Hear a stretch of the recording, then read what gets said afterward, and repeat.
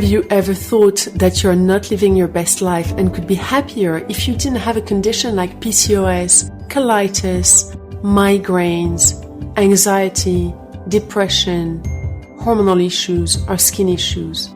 Have you ever been passed from specialist to specialist, or you're waiting for an appointment about a physical or mental health condition and felt worried, frustrated, depressed? Or have you ever wondered how to go about being the fittest that you could ever be? Stay tuned. This podcast may change your life.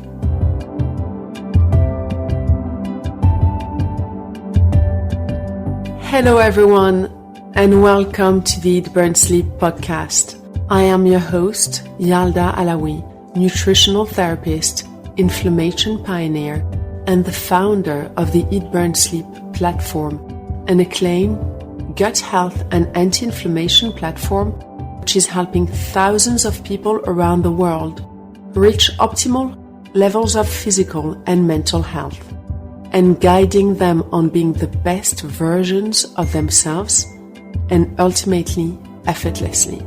Throughout the series, I'm going to educate you about how all aspects of health are connected and give you some insight to the Eat, Burn, Sleep technique that I have developed with aim to give you some tools to tune into your best version so that you are living your best life your way, in your corner of the world, a lot stronger, happier, and a lot healthier without extreme measures.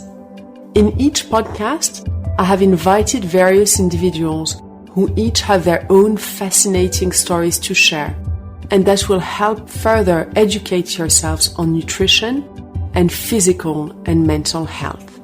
I also invite specialists in their field, whether it is physical or mental health, to help you understand further the connection between gut health, chronic inflammation, mental health, immune system health, and physical health.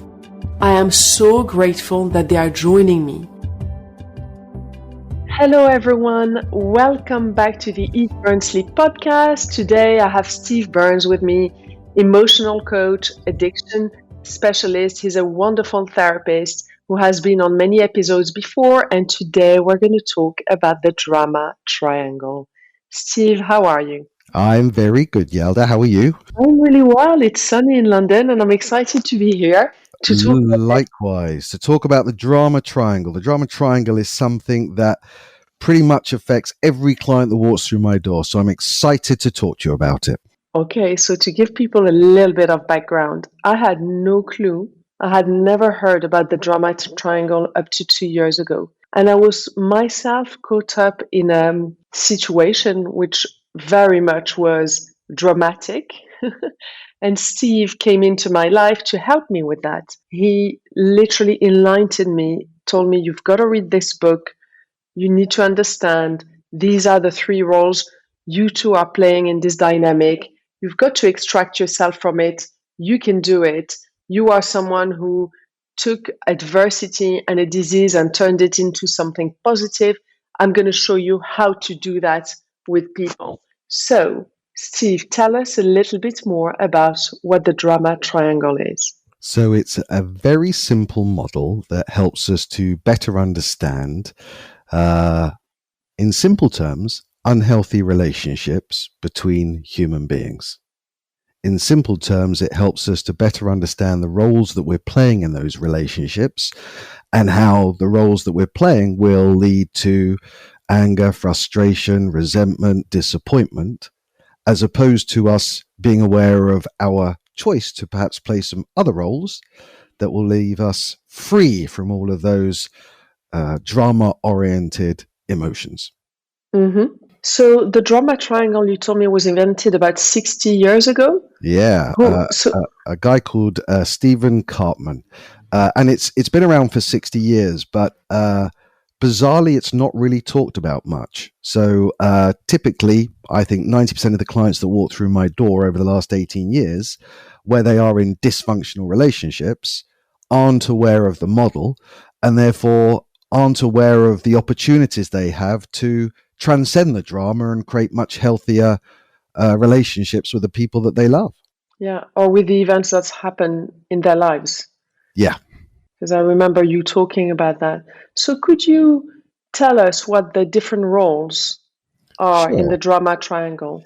So, three primary roles. The first role is the role of the victim. A victim typically is someone who feels powerless and helpless in the face of difficult circumstances or misfortune in their life. So, a victim's mantra typically is poor me, I can't cope, it's not fair.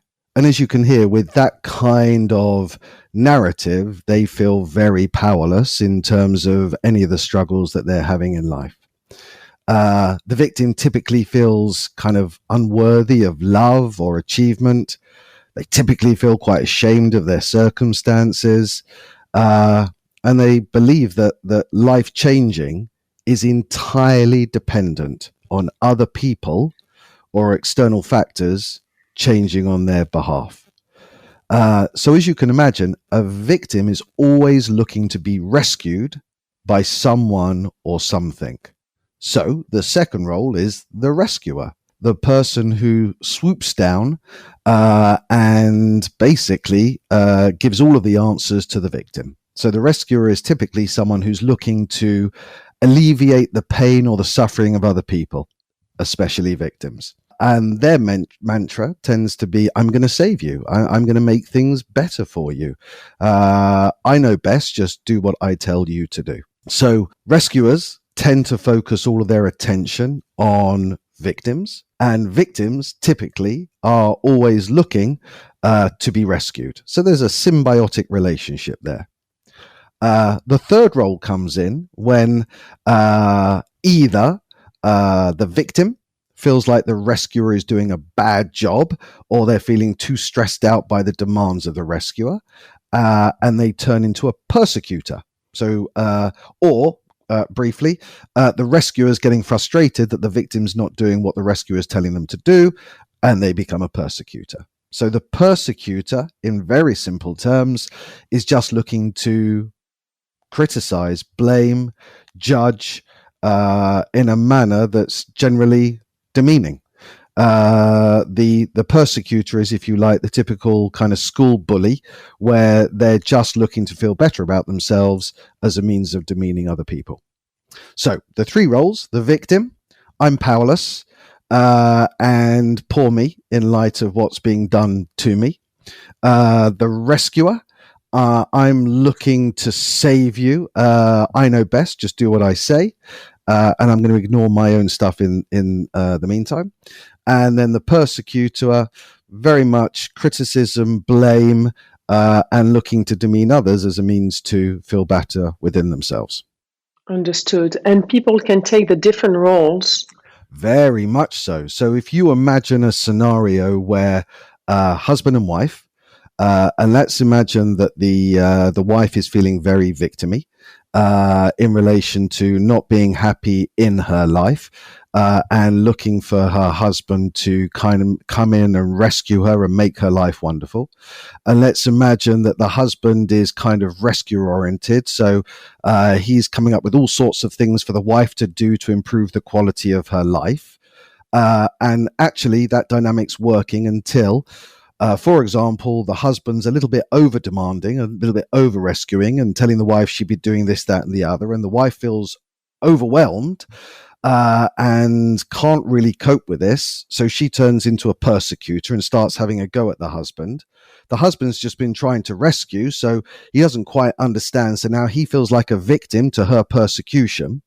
But then he gets to a point of thinking, well, sod this. I'm not happy with being attacked. So he now starts attacking in response. The wife then goes from a persecutor back into victim mode.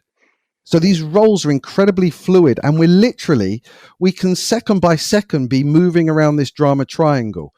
We're always in a different position to the other person, but we're continually moving around it. I say that, but all of us tend to have a starting gate position. So I'll meet a client walking into my office and I'll recognize they're pretty victimy. They're not really taking responsibility for their stuff, and they're looking for people to save them. Or I'll have someone wandering in here and I can tell they're really very much a rescuer, because they're not really talking about themselves. They're talking about all the problems with all the people around them and how they're trying to help and support them. Equally, every now and then I have someone coming in here and their starting gate position is the kind of bully, the persecutor, and they're blaming and shaming and kind of attacking everyone in their lives. But the reality is we're all, to a lesser or greater extent, party to this model. It's part of our humanity. And for all of us, whilst we'll have a starting gate position, we're all very capable of swapping hats and moving roles. So interesting. So for the wife and husband that you just described, what would be the solution for them to transcend the triangle and come out of these very unhealthy patterns? So there are 3 different roles that we can choose to take that quite literally allow us to transcend all of the dysfunction that happens when we're in the drama triangle. So the victim can become a creator. Whereas the victim is ultimately abdicating responsibility for taking action in their life, they're looking to be rescued. The creator is doing the absolute inverse. The creator is recognizing that they are strong and powerful, and that if they just choose to focus on making decisions for themselves and taking action for themselves, their reality will change. So as a victim, I feel powerless. As a creator, I feel powerful. As a victim, I'm looking to be rescued. As a creator, I'm looking to be helped and supported in ways that work for me. Make sense? Yeah. So the rescuer. So the rescuer, the biggest challenge of the rescuer is recognizing that by rescuing, they are treating the other human being like a victim. If I'm trying to rescue you, Yalda, I'm working on the basis that you are powerless and that you need my help and support. But that's disempowering the person that I'm trying to help. Mm-hmm. So as opposed to rescuing, one can become a coach. So as a coach, that's what I do for a living. My job is not to create an environment where my client feels dependent on me to rescue them. My job is to empower my client to feel strong and able to make decisions and take action that are going to improve the quality of their life. So we can go from rescuing to coaching. Rescuer, I'll resolve everything. I appreciate that you're kind of a bird with a broken wing and I'll come and make everything better. A coach, you might be a bird with a broken wing, but you can still breathe. And if you actually hold your wing this way, you can probably fly too. And why don't you choose to do so? Because you'll feel better. Make sense? It makes complete sense. I remember the first time we spoke, I really loved that about you because I have that exact same ethos with my work, where I tell my clients all the time, I'm not giving you fish, I'm teaching you how to catch fish. Boom. The Eat, Burn, Sleep platform is to empower you so you can take charge of your own health. Yes. You can't outsource your physical health. You can't outsource your mental health. Steve can't think positively for you. I can't eat healthily for you. You've got to understand and make your own decisions. And I think that what I have seen, and now I'm taking a little bit of a tangent, but what's something that's bothered me in the health space, yeah, whether it is the need to go and see somebody all the time, then for me, they're not doing a good job. Brilliant. We've got to empower people. Absolutely. So they can, then come back. So I created the platform so they have that as a support system, but they are doing it. They don't need to be told what to eat every single meal. They have food lists and they can adapt it to life. It's for them to take charge of their decisions. But coming back to the drama triangle, so in the example of the wife and the husband, would you, for example, advise the husband to stop trying to rescue her and you tell her that she needs to take care of herself and maybe... Yalda, I can tell you about my own marriage. I can tell you about my wife. So as the kids go to secondary school, they're more interested in spending more time out and about and doing their own thing. my wife had a bit of a hole in her life. And she, for probably 3 or 4 months, we had this little dance going on where she was kind of looking to me to tell her what to do to create a happier life. She was a bit victimy. It's not fair. And look, you've got your work and you've got your golf, and look what I've got. The kids are now not here, and so on and so forth. And look, I could have swept in like a knight in shining armor and said, right, well, why don't you do this and now do this and now do this, but you haven't done that properly, so now do it like that, and so on and so forth. Treated her like a victim with me being the rescuer. And all that would have done was create resentment and frustration, and one of us would have turned into a persecutor really quickly.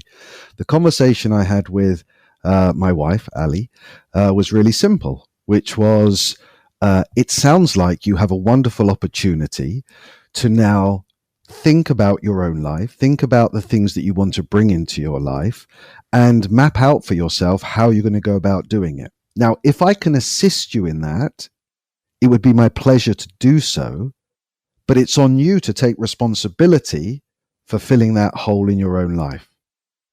So I'm not going to rescue you. I'm going to empower you. If you want me to coach, I'm happy to. If you want me to challenge you, we didn't talk about challenger versus persecutor. Perhaps we'll come into that shortly.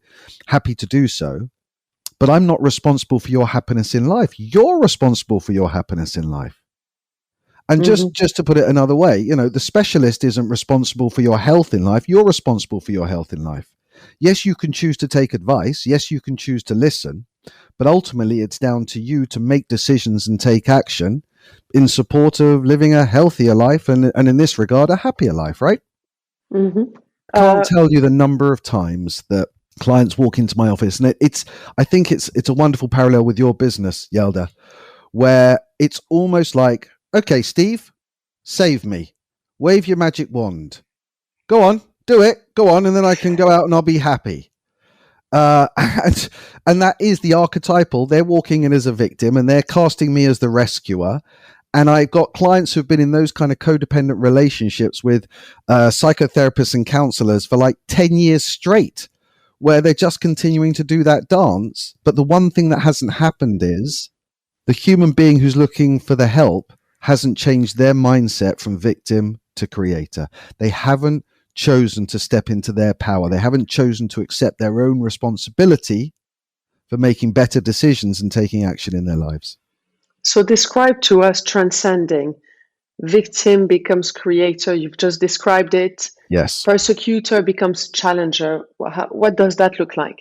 So, very easy for all of us to be passive aggressive, sarcastic, in light of listening to someone and hearing about their woes, and, you know, we've got the answers, and, you know, you should do this, you should do that, you should do the other. Whereas the persecutor is looking to demean and diminish. The challenger is looking to use logic and rational thought to challenge the perspective of the victim or the rescuer, to help them to garner a more appropriate mindset. So, Ali comes to me and says, she's learning golf at the moment. She's learning to play golf. I really can't do it. It's awful. I don't know what to do. So I could be a bit of a persecutor and say, well, give it up then. Give it up then. You know, a bit passive aggressive, not really in her face. Or I could be a challenger, which is specifically, what's the bit that you're finding hard? And now I'm going to be a coach. And how might you go about overcoming that?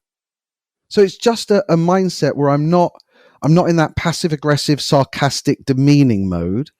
I'm trying to be constructive and use logical thought and rational thinking to challenge the perspective of the other person.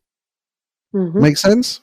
Absolutely. And how about, let's talk about people to whom many issues happen in their lives which are outside of their control. Yes. I would argue, Yelda, I'd argue everything that happens in our lives is outside of our control, but I get the point. Sorry, keep going. Yes, but so I have, I have a friend in mind actually who's an amazing person, Uh, but he kept, blaming people not helping, this not happening, how unlucky. And this was about business. Yeah. Oh, that person hasn't responded to my email. Look, I'm trying hard. Doors are not being opened for me. And one day I had enough. I said, listen, you've got to read this book. I don't want to hear you again moaning about this.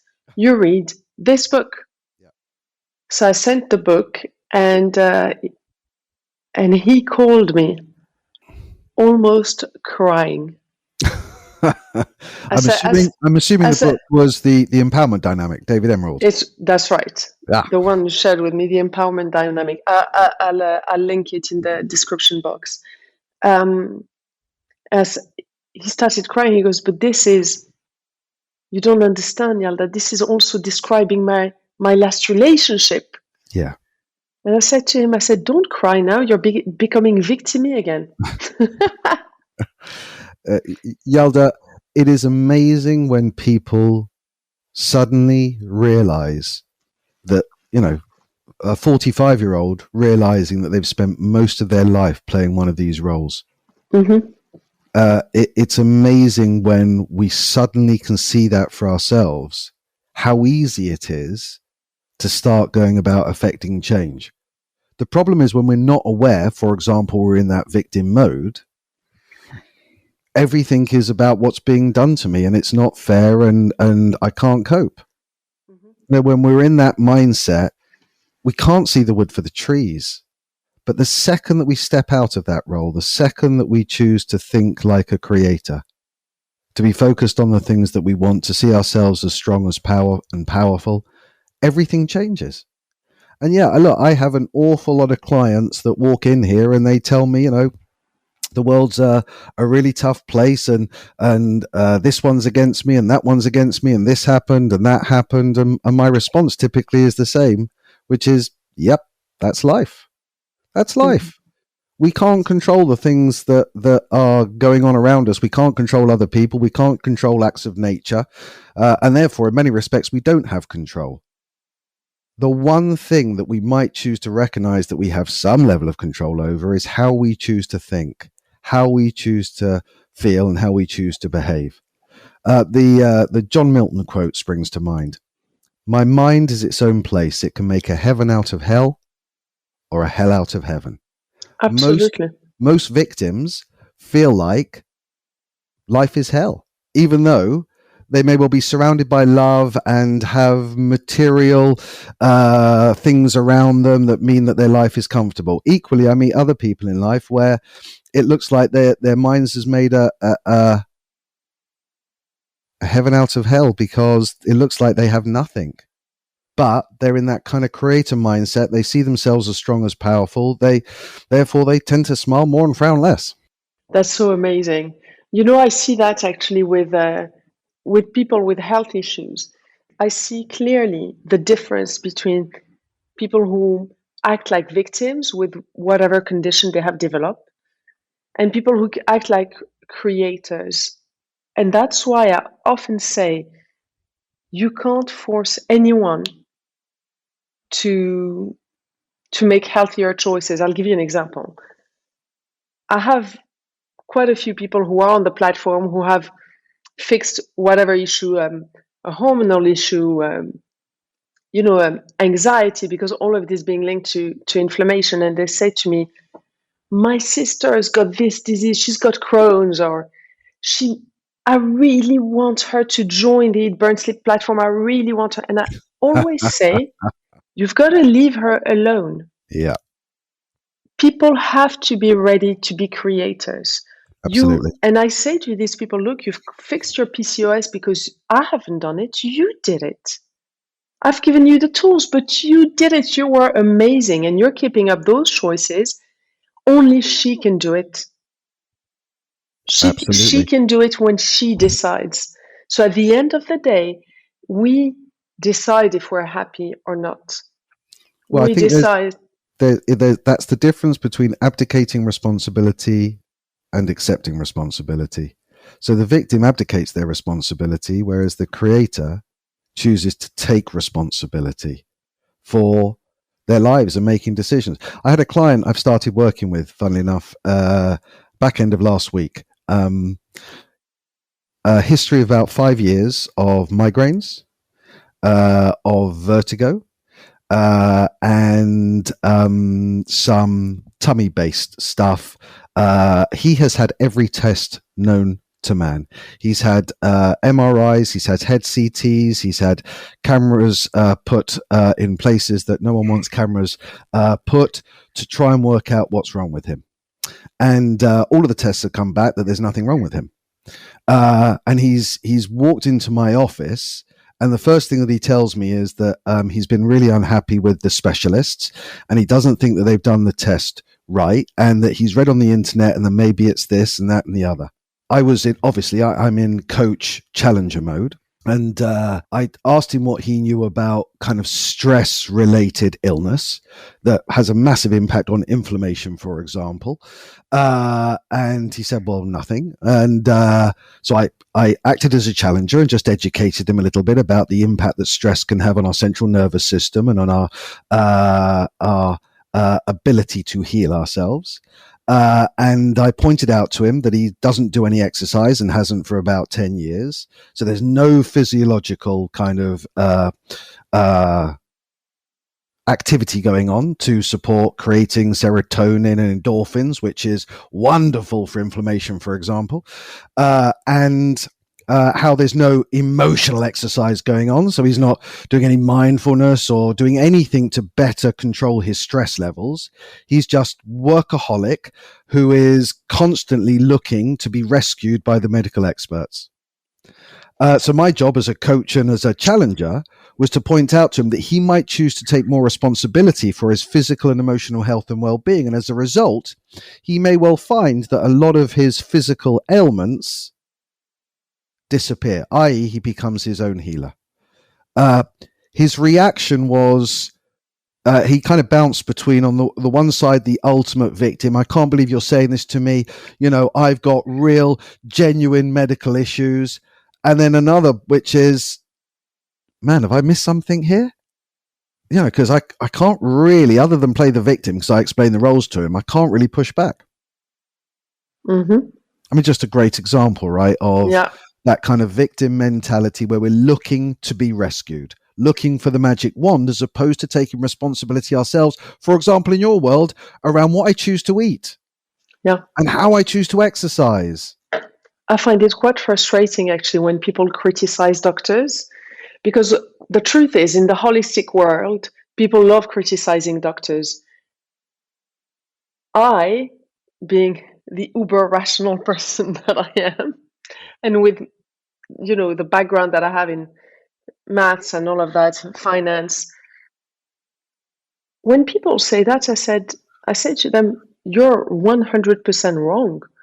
Doctors have a set of rules, and they are playing within those rules. They are not taught nutritional therapy at medical school. They can't put forward any statement that's not backed by a study. So how many studies show that an anti-inflammatory diet might help with inflammatory bowel disease? Very few. Things like diabetes, PCOS, yes, there have been studies, and for that, they put it forward. But you can't blame the doctors. They have a set of rules. They save us from, you know, catastrophic scenarios, but for optimal health levels, it's in our hands. It's the same thing with mental health. People can come and see you, but they've got to do the work. I remember the first time I came to see you, you started with, Yalda, you're going to have a lot of homework. I was like, great. And Yalda, what that is, again, it's exactly the same as what you're doing, is my job is to turn someone, ultimately, my job to turn someone from a victim to a creator. Exactly. And it's the same with you, which is about taking personal responsibility. And look, I can't argue and you can't argue that there are going to be people out there where, irrespective of them taking personal responsibility, they're still going to have physical or emotional health issues. But as a result of taking more responsibility and feeling a little bit more in control as that kind of creator, it's amazing how the experience can be so much easier on the nerves, and how we can we can smile through some of our adversity as opposed to curl up in a ball and disengage. Absolutely. Yeah. This was so interesting, Steve. Thank you so much. So is there one more thing you'd like our listeners to keep in mind when it comes to relationships and drama? I would recommend everyone read that book and start to think about the roles that you're playing in your marriage, in your parenting, and in your relationship with other family and friends. Because as a result of just being a little bit more aware of the roles that you're playing, you can make decisions that will set you free from so much of the drama that you're experiencing in your life. Thank you, Steve. So the book is David Emerald, TED or The Drama TED, The Empowerment Dynamic. That's it. Thank you so much, Steve. I hope everyone's enjoyed it. You can find Steve on thetherapylounge.com. You can go and book a session with him. You can listen to other podcasts that we have recorded together. Thank you all for listening. I wish you a beautiful day. Thank you so much, Steve, for joining us. My pleasure, Yalda. Thank you for having me. Pleasure.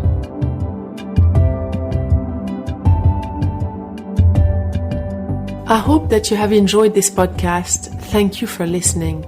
Be sure to subscribe and rate it and share it with your friends. In the meantime, most importantly, keep happy, keep healthy, and keep the inflammation down. I invite you to check eatburnsleep.com for articles, videos, and recipes, all helping further educate you on chronic inflammation and enjoy your life to the fullest.